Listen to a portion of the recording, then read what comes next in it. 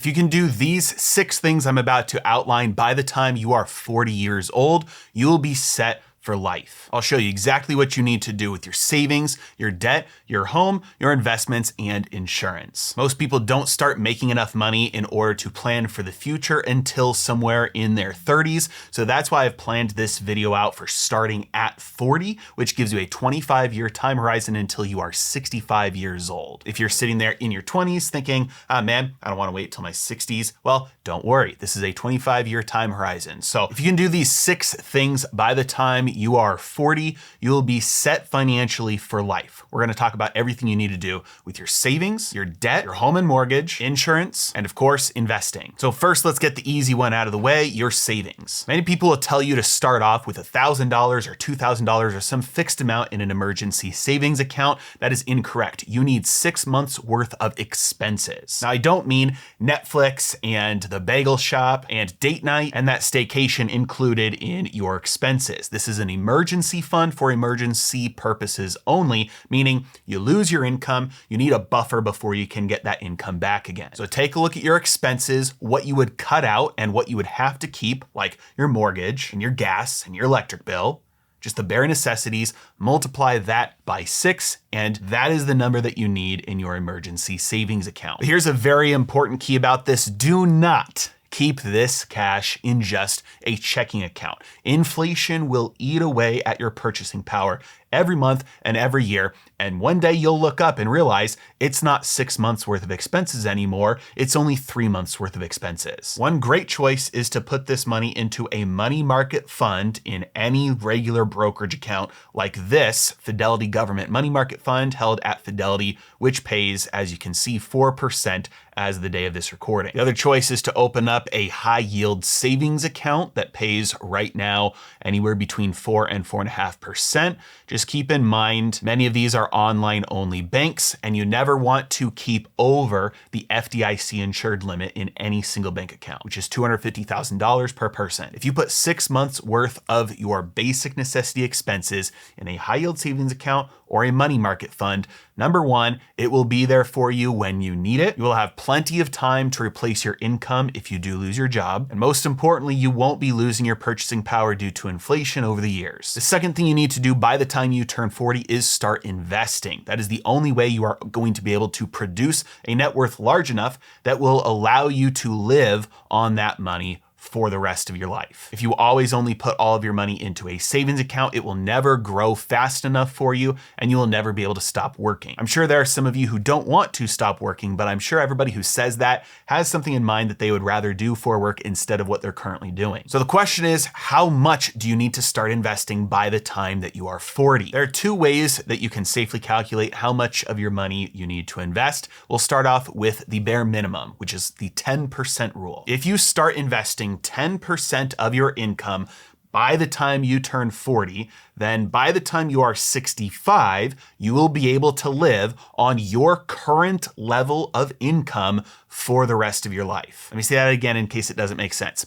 By the time you're 40, you need to start investing 10% of your income. If you do that, 25 years later, when you turn 65, you will have enough in your portfolio that you can pull your current level of income from that portfolio until the day you die. If you want to do some math to check on this, all you have to do is Google retirement calculator, and you'll see the first box is going to ask you how much money you currently have. I'm assuming for the purposes of this that you don't have anything yet because we're talking about starting by 40. If you're 30 or if you're 20, same rule applies. We're looking at a 25-year time horizon. So if you start with 0, then you have to plug in the amount that you're going to be investing every year. We're going to go with the example of you are making $100,000 per year right now by the time you're 40, which means you're investing $10,000 per year. If that sounds like a lot, monthly, it's really not that bad. It's broken down by month. You can see that's only $833 per month, or a little over $400 a paycheck. And if you're making 100 grand a year and you can't do that, something is wrong.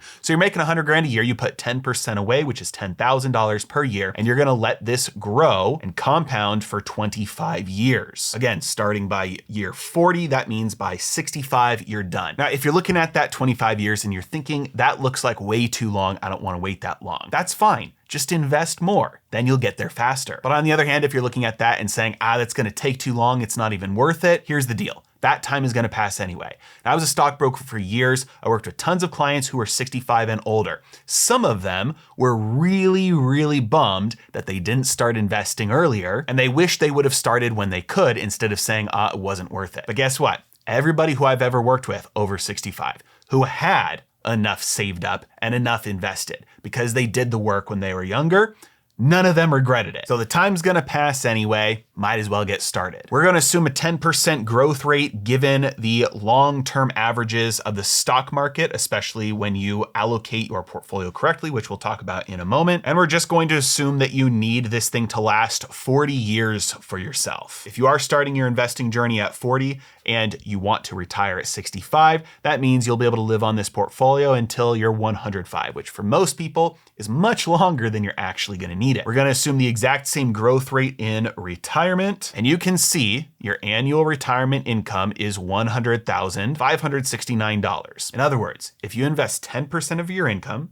for 25 years, you'll be able to take your current income from your portfolio for the rest of your life. This is the 10% rule. 10% for 25 years invested at a growth rate of 10%, and you'll be able to pull your current income forever. Now, this is the minimum. I would not recommend going below this. You can definitely go higher than this because a lot of people look at that target as something that they want to shoot for, want to achieve. They want some freedom. They want to be able to spend more money in retirement, do some more travel. So if that's you, you just have to come up with your freedom number. Let's say you want to be able to spend $250,000 per year in retirement. All you have to do is divide that by 0.05. The reason why we're dividing by 0.05 is because you're really shooting for the moon here. You want a really good income and you want to make sure that there's nothing the market can do that can take away from that. So we're gonna assume a 5% withdrawal rate this time instead of the 10% withdrawal rate like we talked about last time. In this case, it means you need $5 million in order to pull $250,000 a year for the rest of your life. Then all we have to do is plug in the right numbers into a compound interest calculator, and we can see that assuming the same 25-year time horizon and the same growth rate along the way, we would need to contribute $48,000 a year to our portfolio in order to get there. That'll leave us with $5 million after 25 years. Now, if you think $48,000 a year is absolutely impossible, for many people it is. That's $4,000 every single month, which means if you're gonna shoot for the moon like this, then you are going to have to drastically increase your income in order to be able to afford investing $4,000 a month by the time you're 40. So now that you know exactly how much you need to start investing by the time you're 40, what do you invest it into? The standard advice is gonna be a 60-40 portfolio between stocks and bonds, but what that's going to leave many people with is 40% of their portfolio that underperforms because of inflation. Very, very rarely throughout history do bonds pay better than inflation. It also doesn't leave any room in your portfolio for things like gold, Bitcoin, or real estate. These are all things that have historically outperformed stocks and definitely bonds, especially during shorter periods of time. Having uncorrelated asset classes like this in your portfolio means that rebalancing allows you to grow your portfolio faster than if you were just in one of these asset classes by itself. For that reason, I like a mix of about 1/3 of my portfolio in stocks, 1/3 of my portfolio in savings or money type of vehicles like money market funds, gold, and Bitcoin, and then 1/3 of my portfolio in cash flowing real estate. With the stock portion of your portfolio, you don't want to just YOLO it all into meme stocks, following people on Wall Street bets.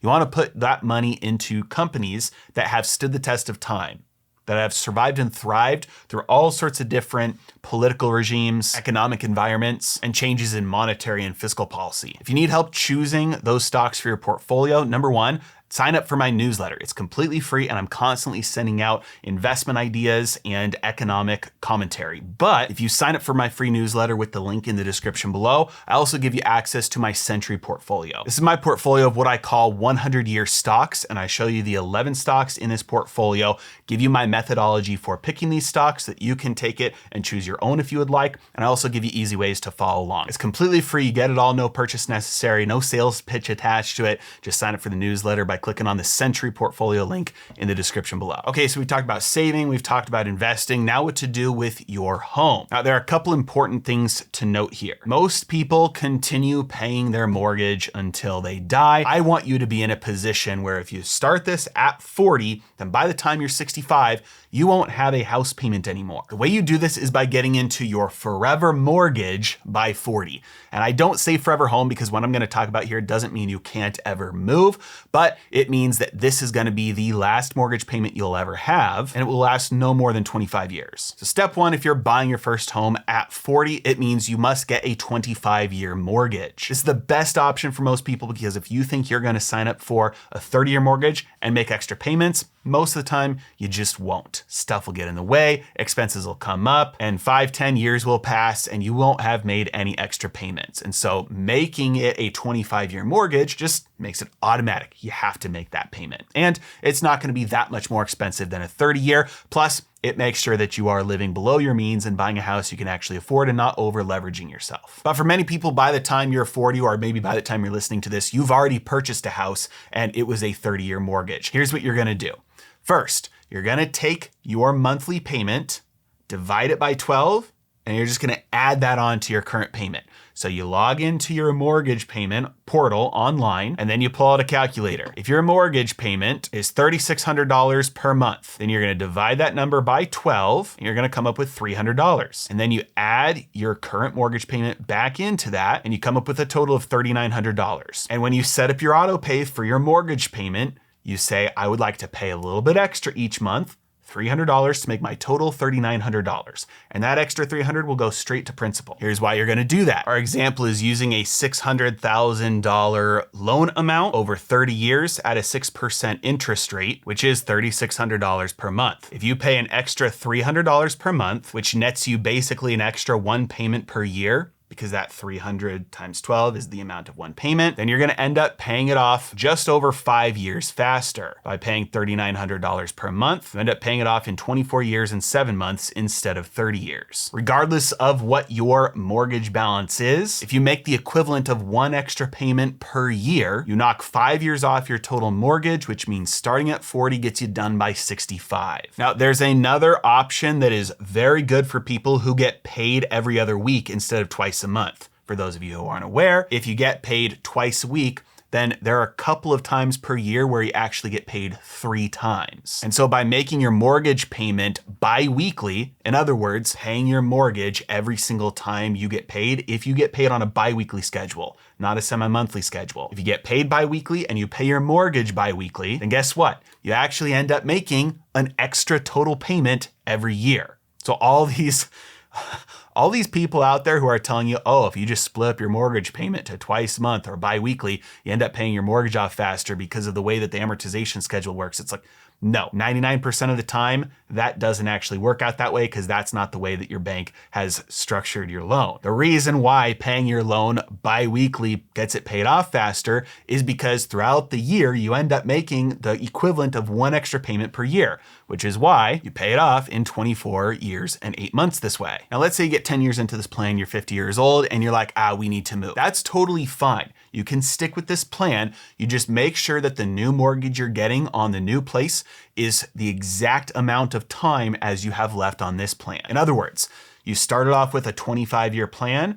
10 years from now, you're moving, your new mortgage has to be a 15-year mortgage. This will ensure that, again, you're not over leveraging yourself, buying a house you can't afford, and it keeps you on track. If you're moving in 5 years from now, that means you're getting a 20-year mortgage and so on. It also means that if you really want to upgrade that house, you're gonna have to do that by just having a larger income so that you can afford the smaller time frame of the mortgage. Okay, now that you have the plan for the house, what to do with all of your other debt. By the time you're 40, you need to have all of your other high interest debt paid off. This means credit cards, you need to slaughter them. Most people have a credit card balance, which means most people just don't have the motivation or the discipline to not carry that balance. If you're one of the rare people who can pay off that card every single month, never carrying a balance, which means you're never paying interest, that's fine.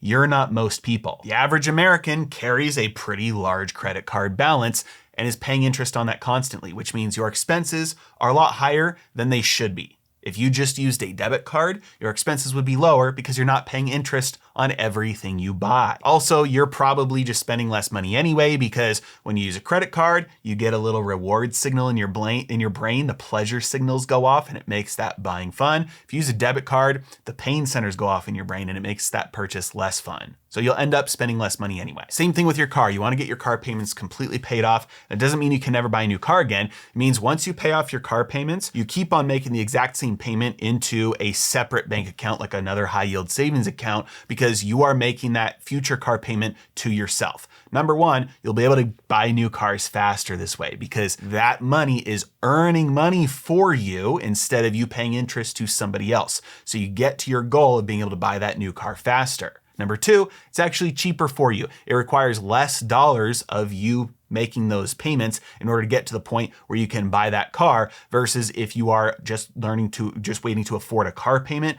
and you have to pay the interest to the bank, it's going to cost you more. So if you pay your car payment to yourself first to save up for that car, number one, you get there quicker. Number two, it costs you less money. Now, if you're paying attention, you notice that at the beginning of this section, I said pay off all high interest debt. I made that distinction on purpose because there are plenty of people who have loans that are fixed interest rates well below the rate of inflation.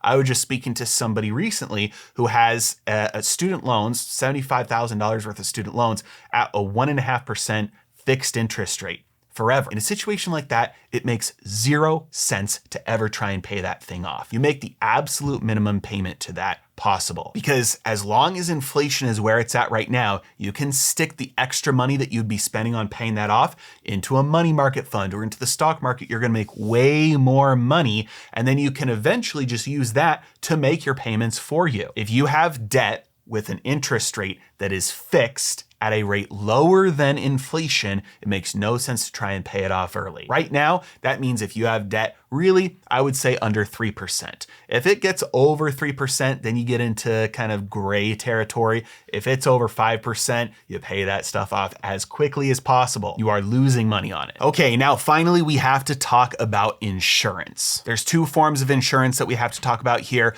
The first one is going to be life insurance. The second one is long-term care insurance, because you were looking at how much you were saving and investing for retirement earlier. You might've been thinking, man, if I'm pulling 90 grand, 100 grand a year, that's not enough to afford medical expenses that I might have when I am older. And you are right, but guess what? It doesn't matter. We're going to talk about that in the last section. But first, life insurance. Many people way overpay for life insurance because of two reasons. Number one, you have the wrong type of life insurance. You've got universal, whole life, anything other than term life, you are throwing money down the drain. Get rid of it immediately. Stop paying for it. You need term life only. But there's a second reason most people overpay for life insurance, and that's because they get term life insurance when they don't actually need it. If you don't have kids, or I should say dependents, you don't need life insurance. Life insurance is there in order to support your dependents if you lose your income or lose your life. In other words, it's there to replace your income if you die. If you have kids who I would say probably 16 or older, but if you want to be safe, maybe 18 or older, and you don't have any other dependents, like adults that for whatever reason just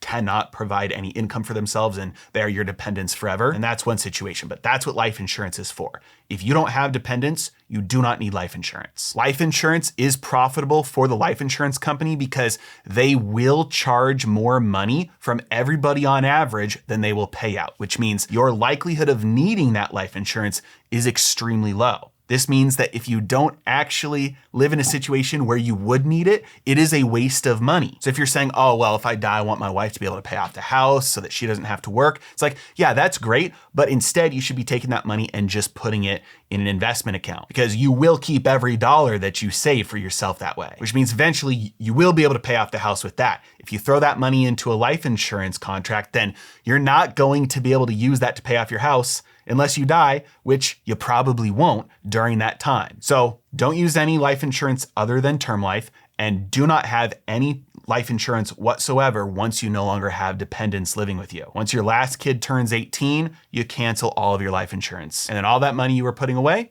start investing it as well. The last piece of insurance is long-term care insurance. You can call up any long-term care insurance company. You can say, hey, I need long-term care insurance. Just don't do this until you turn 55. The way that long-term care insurance works is very similar to term life insurance. You sign up for a policy and it's going to cost you a certain amount every single month. The policy that you're signing up for is a total dollar amount, whether it's $200,000, $300,000, $400,000, whatever it is. And then you will be able to draw on that total amount for medical expenses once you start needing them. So if you sign up for long-term care insurance at, let's say 55, and then you start needing long-term care at, let's say 70, then you can start pulling from that long-term care insurance policy in order to help pay for those medical expenses. This can range from everything from having somebody come into your home and help you out, all the way to full-blown assisted living where you go somewhere and it's, you're paying for the housing where there's, medical staff on site. Since you're paying for a total dollar amount though, that number is fixed. And so you get to choose how much you're gonna draw from it so that you don't draw it down too quickly and run out. If you sign up for that long-term care insurance policy before 55, you'll likely spend too much money just by having that policy for such a long time that you have to pay into it. And if you sign up after you're 55, then it starts to really get expensive. Every single year, that price you're gonna have to pay will go up. So once you start, you're locked in, your monthly premium doesn't change, and 55 is usually the sweet spot. This means that your medical care needs are going to be largely, if not fully covered. And if you can do these 6 things by the time you are 40, you're gonna be set for life. You're gonna have 25 years of investing that will give you enough to be able to draw your current income from that portfolio forever. Even if you don't buy your first home until 40, that's okay. You're gonna be out of that mortgage by the time you're 25, even if you have to move. You will have no debt other than your mortgage. You'll be making car payments to yourself so that you can always buy a new car when you need one. You'll have enough cash in an emergency savings account so that if you do lose your income, you can continue along your current plan until you're able to replace that income. If you end up dying while you still have dependents, it's okay because you will have an amount of money that will be paid out in order to care for your dependents until they can get a job themselves. And your long-term medical needs will be paid for with your long-term care insurance policy. Don't forget, if you want more help with your investing and financial topics like this, sign up for my free newsletter. And in return for doing so, you get my free gift, my Century portfolio, and my free course that goes along with it. Use the link in the description below. As always, thank you so much for watching. Have a great day.